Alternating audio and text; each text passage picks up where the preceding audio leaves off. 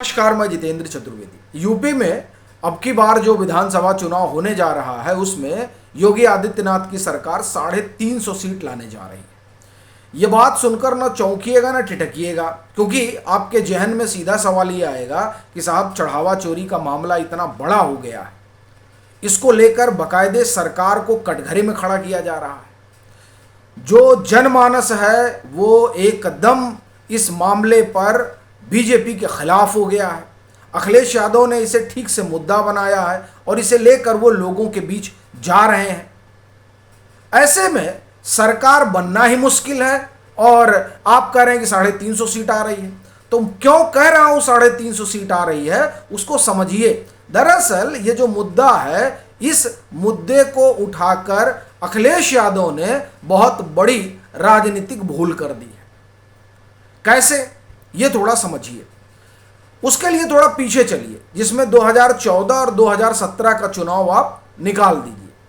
आप आइए 2019 के चुनाव में, 2022 के चुनाव में और 2024 के चुनाव में। और खास तौर से जो 2024 का चुनाव है उस चुनाव पर आप गौर करिए और 2022 के चुनाव पर गौर करिए। 2022 के चुनाव में पीडीए दौड़ा और पूर्वांचल में बीजेपी को लेने के देने पड़ गए। ख्याल रखिएगा कि पूर्वांचल जो है वो गढ़ है किसका? हिंदुत्व के दो चेहरे का। एक तरफ योगी आदित्यनाथ और दूसरी तरफ प्रधानमंत्री नरेंद्र मोदी। हिंदुत्व के दो सबसे बड़े चेहरे पूर्वांचल से आते हैं। उसके बाद भी बीजेपी 2022 में पूर्वांचल में विधानसभा चुनाव में पानी भर रही थी। यानी सीटें नहीं आई साहब, 132-33 सीटें हैं पूर्वांचल में। आधी सीट जीतना मुश्किल हो गया बीजेपी के लिए। क्यों? क्योंकि वहां पीडीए दौड़ा। 2024 देखिए, ठीक 2 साल बाद जो है लोकसभा का चुनाव होता है। लोकसभा के चुनाव में क्या हुआ? लोकसभा के चुनाव में फिर पीडीए दौड़ा। यानी जो जातियों के जंजाल वाला मसला है वो मोदी और योगी के विकास वाली पॉलिटिक्स पर भारी पड़ गया। और उत्तर प्रदेश में लोकसभा चुनाव में बीजेपी औंधे मुंह गिर पड़ी। वो बीजेपी जो 2014 में 73 सीटें जीतती है, 2017 में विधानसभा चुनाव में 325 सीटें जीतती है, 2019 में सबसे डेडली कॉम्बिनेशन होने के बाद सपा और बसपा का वो 62 सीटें जीतती है, 63 सीटें जीतती है लोकसभा में। 2022 में देखिए क्या हो जाता है।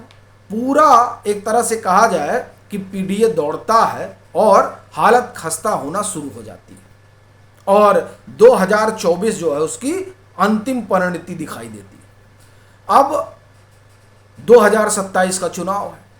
पीडीए को पूरा अखिलेश यादव ने पाटा हुआ है कि हम पीडीए पर ही चलेंगे, हम पीडीए पर ही चलेंगे। उसी में क्या आ जाता है? उसी में राम मंदिर चढ़ावा चोरी वाला मसला आ जाता है। बसपा इस पर नहीं बोल रही है।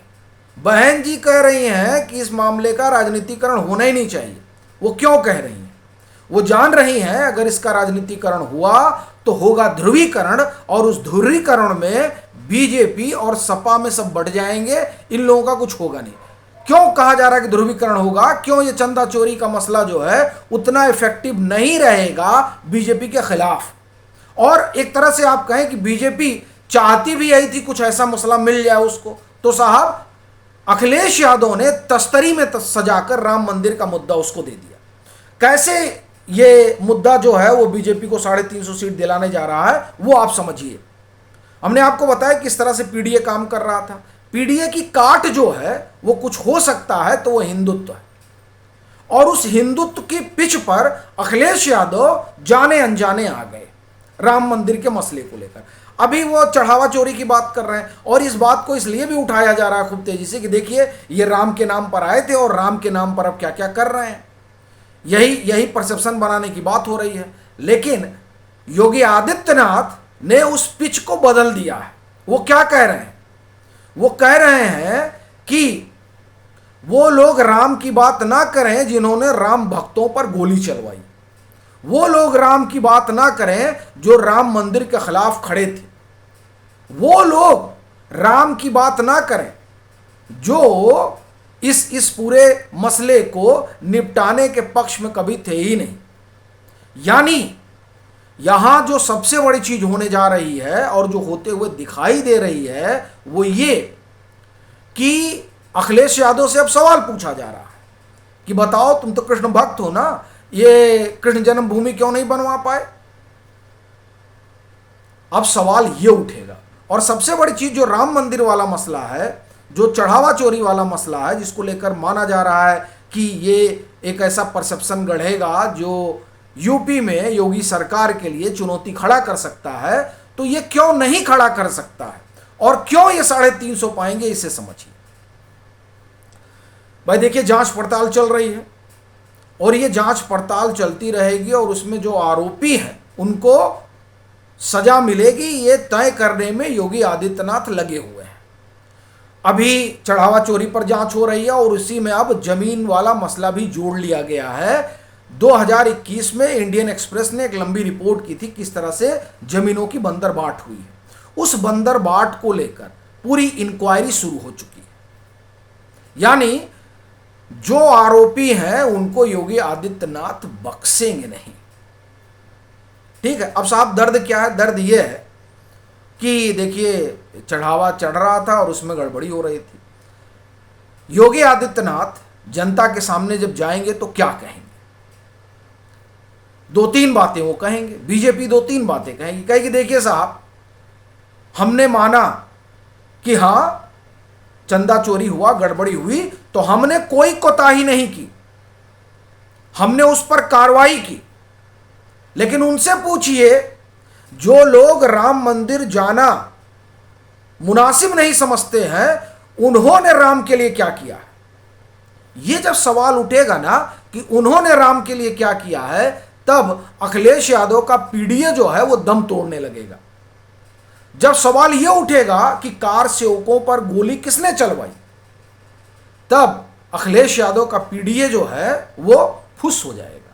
और जब सवाल यह उठेगा कि आखिर में इस राम मंदिर के लिए बलिदान किसने किया, योगी आदित्यनाथ जब ये सवाल पूछेंगे तो ये सवाल जो है वो जनता को छुएगा। क्योंकि इस पूरे आंदोलन में गोरक्षपीठ की भी बड़ी भूमिका रही। जिस मूर्ति की बात कही जा रही है, जो मूर्ति वहां चमत्कृत रूप से आई, उस मूर्ति के आने में गोरक्षपीठ की बड़ी भूमिका है, महंत दिग्विजयनाथ की बड़ी भूमिका है। इस पूरे आंदोलन को आप एक तरह से कहें कि अगर घुमाने में और इसे एक बड़ा आकार देने में किसी की भूमिका रही है तो वो गोरक्षपीठ है। इसलिए ये जो मामला है ये उठाकर इन्होंने गड़बड़ी की है। चूंकि राम मंदिर में अगर कोई कटघरे में खड़ा होगा अल्टीमेटली, तो वो है कांग्रेस और समाजवादी पार्टी की मंशा। भाई कांग्रेस ने ताला खुलवाया, 10 साल से बनवा दिए होते, क्यों नहीं आप जो है इसको बनवाए। यहां तक कि चंद्रशेखर जी इस मामले का समाधान कराना चाहते थे तो राजीव गांधी ने सरकार गिरवा दी। चंद्रशेखर जी इस मामले के समाधान पर पहुंच गए थे और वो इस मुद्दे को निपटा देना चाहते थे। लेकिन बड़ी बात यह थी कि कांग्रेस डर गई कि अगर चंद्रशेखर जी इस मुद्दे को निपटा देंगे तो उनकी राजनीति का क्या होगा, तो साहब सरकार ही गिरा दो। यानी राम मंदिर का मसला सॉल्व हो, ये इसके पक्ष में कभी कांग्रेस नहीं थी। ये सारी बातें सामने आएंगी, कैसे कपिल सिब्बल और पूरा जो इकोसिस्टम है वो इस बात में लगा हुआ था किसी भी तरीके से सुप्रीम कोर्ट से राम मंदिर को लेकर जजमेंट ना हो पाए। ये बातें जब विमर्श के पटल पर आएंगी और योगी आदित्यनाथ, प्रधानमंत्री नरेंद्र मोदी, केंद्रीय गृह मंत्री अमित शाह, पंकज चौधरी, नितिन नवीन, ये सारे नेता चुनावी मंच पर इस बात को रखेंगे, तब क्या होगा, अखिलेश यादव का पीडीए और राहुल गांधी का जो संविधान है वो धरा का धरा रह जाएगा। तो इसलिए ये जो इन्होंने मसला छेड़ा है, ये मसला दरअसल गड़बड़ छेड़ दिया है। ये बीजेपी की पिच पर आकर खेल रहे हैं, क्योंकि यहाँ बीजेपी के तर्कस में इतने तीर हैं कि इनको समझ में नहीं आएगा कि कहाँ से कौन तीर आ रहा है। आपको अभी भी ध्यान होगा 2022 के विधानसभा चुनाव में डिंपल यादव का एक बयान था योगी आदित्यनाथ के वस्त्र को लेकर, उसका बड़ा इंपैक्ट पड़ा था, निगेटिव इंपैक्ट हुआ सपा के लिए। तो ये देखिए ये क्या है कि ये मसला दुधारी तलवार है। अगर ठीक से चल गया तो अखिलेश यादव की बल्ले बल्ले, लेकिन ये ठीक से चलेगा नहीं। चूंकि राम मंदिर के मसले में अगर कोई कटघरे में खड़ा होता है तो वो है समाजवादी पार्टी, और अगर इसका कोई चैंपियन है तो वह योगी आदित्यनाथ। और ये कहने की वजह, किसी भी मुख्यमंत्री की हिम्मत नहीं हुई थी कि वो मुख्यमंत्री रहते हुए और दीपोत्सव करे अयोध्या में, योगी आदित्यनाथ ने किया। तो ये गट्स और करेज वाला मसला है। इसलिए ये जो चुनाव होगा, ये चुनाव अखिलेश पर भारी पड़ने जा रहा है। और कहीं ऐसा ना हो जाए कि अखिलेश जो है वो 120 सीट पाए थे 50 पे ही ना सिमट जाए। और ये कहने की वजह है राम मंदिर का मुद्दा उछालकर अखिलेश ने अपने राजनीतिक जीवन की सबसे बड़ी गलती कर दी है। बाकी आप लोगों की क्या राय है, जरूर साझा करिए।